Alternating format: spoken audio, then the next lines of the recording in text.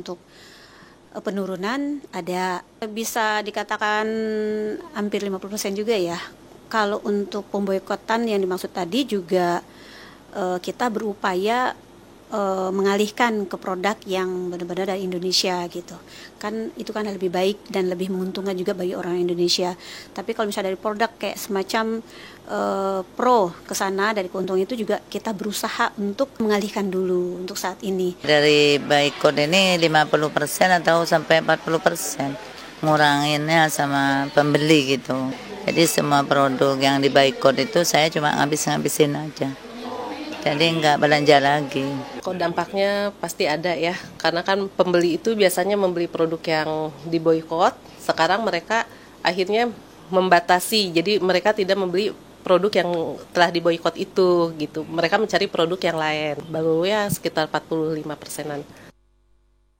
Ya itu dia pemirsa, beragam tanggapan dari masyarakat. Saya langsung ke Pak Niam. Ini kan tadi harus ada guidance Pak. Jadi untuk menentukan bahwa memang sebenarnya produk itu betul terafiliasi itu bagaimana sih Pak komponennya? Apakah dilihat dari bahan baku? Karena sebenarnya kan sudah ada daftar boycott divestment sanction, daftar perusahaan-perusahaan ini.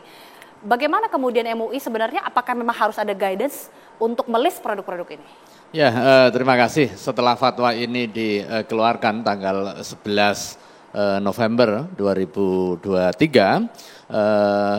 respon masyarakat beragam ya, mulai dari yang mampu memahami secara utuh sampai yang membaca sekilas atau membaca judulnya begitu, sehingga langkah di masyarakat dan juga penyikapannya pun juga beragam.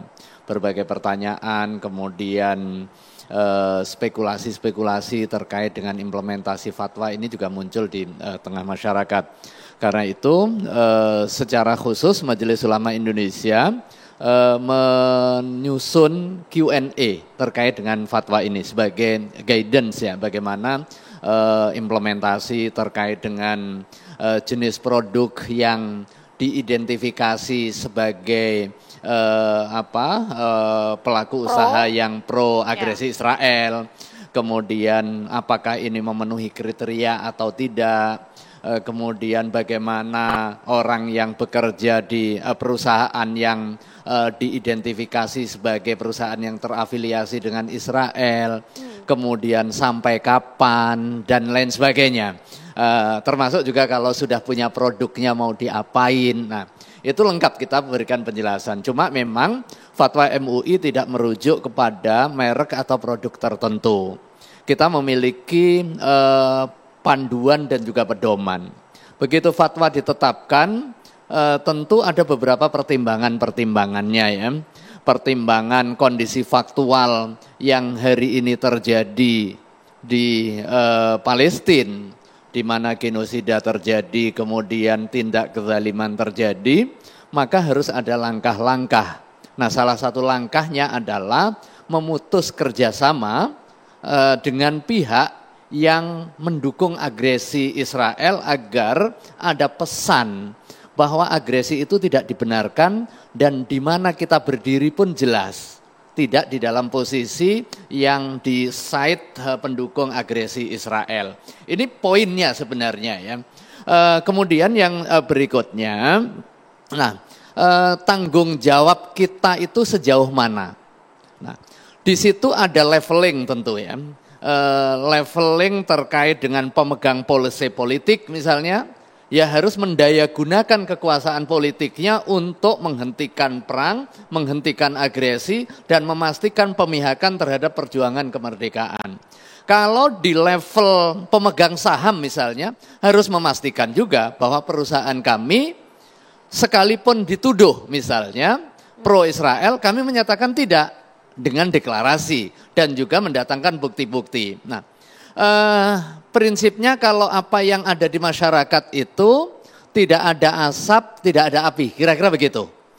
Apakah asapnya itu benar karena pembakaran atau karena di situ ada puntung rokok? Nah, ini perlu ada penjelasan. Kira-kira begitu ya.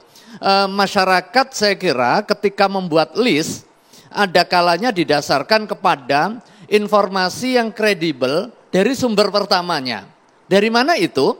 Ya dari neraca keuangannya perusahaan, kemudian dari aktivitas relasi statement pemegang kebijakan, kemudian pengiriman yang semua itu kasat mata. Ini grade yang pertama, dan kemudian masyarakat itu lihat di tengah kondisi dunia yang terbuka seperti ini. Kemudian yang kedua dari mana?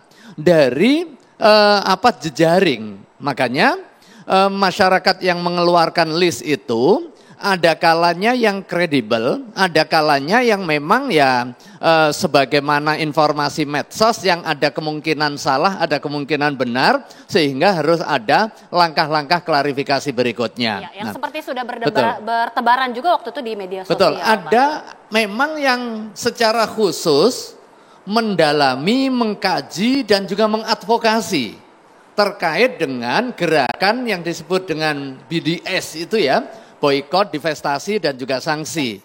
Mereka memiliki kajian-kajian. Demikian juga di beberapa pegiat sosial yang memang melakukan aktivitasnya itu berdasarkan data, di mana ada sekian banyak expert yang memiliki kepedulian dengan perjuangan kemerdekaan Palestina, kemudian dia mengidentifikasi ini perusahaan yang secara nyata mendukung IT-nya untuk kepentingan tentara Israel, mengidentifikasi sasaran-sasaran di Gaza, itu terbuka. Ya. Dan saya punya datanya, tapi kan nggak like untuk disebutkan.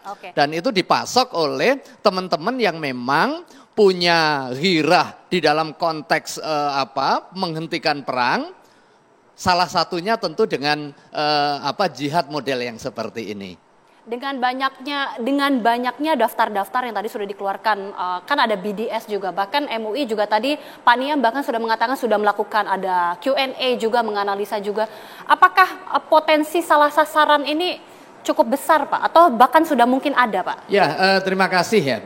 Saya beberapa kali dikontak dan juga bertemu, baik itu secara formal maupun informal, dari pelaku usaha dan juga dari pegiat masyarakat. Bahkan tadi sore bertemu dengan entitas masyarakat yang beragam, dari perguruan tinggi, dari pimpinan ormas Islam, kemudian dari aktivis mahasiswa, melihat di lapangan.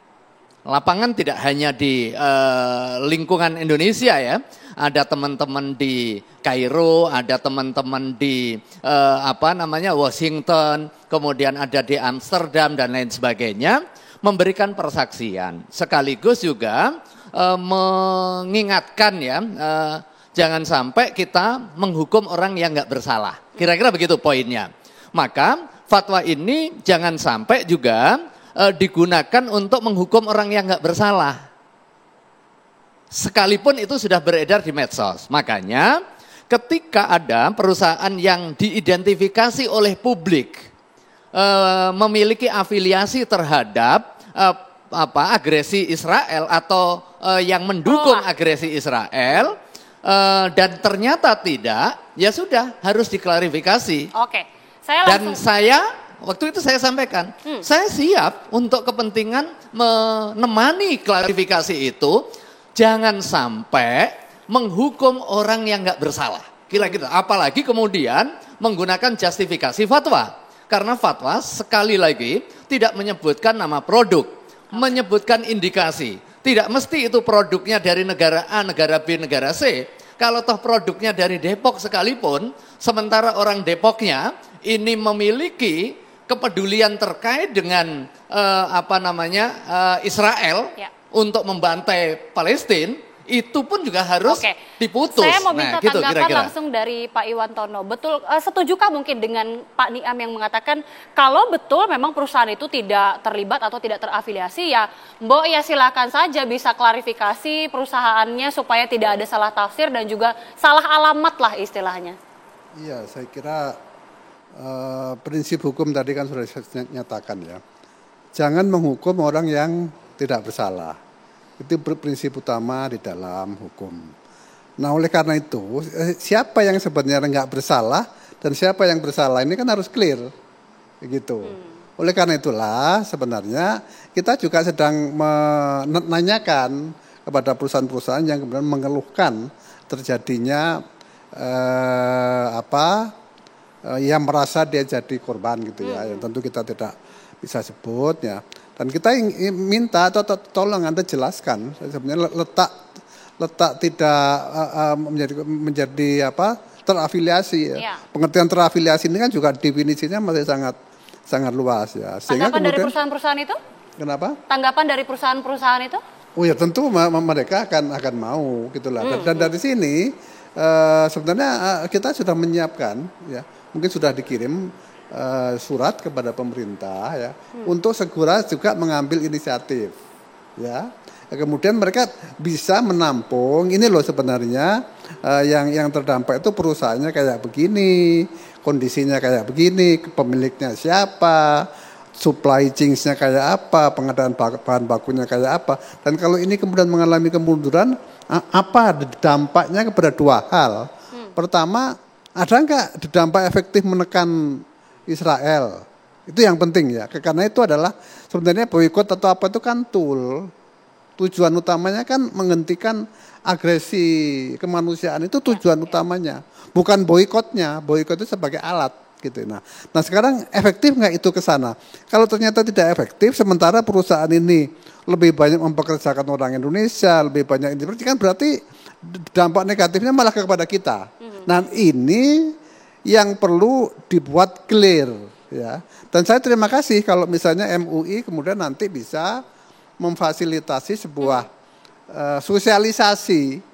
Ya kan, sebuah sosialisasi untuk menjelaskan duduk perkara yang sebenarnya itu kayak apa. Ya.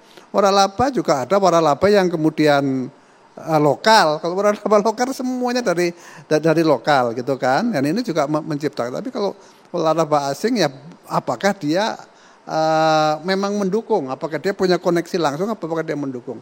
Semua itu kan perlu kalau dalam kutub pembuktian lah ya. Tentu tidak kayak di pengadilan, tapi pembuktian yang transparan jadi masyarakat juga bisa mengetahui ya. Kalau perusahaan terbuka barangkali lebih mudah. Ya. Tapi kalau tertutup kan memang memerlukan hal semacam itu. MUI juga tadi disebutkan Pak Niam ini siap untuk menemani, nanti bisa dijawab juga Pak. Apakah sudah ada mungkin perusahaan-perusahaan yang memang sudah datang dan meminta untuk pendampingan langsung? Bisa dijawab usai jeda, nanti juga minta tanggapan Pak Faisal. Sesaat lagi pemirsa kami kembali.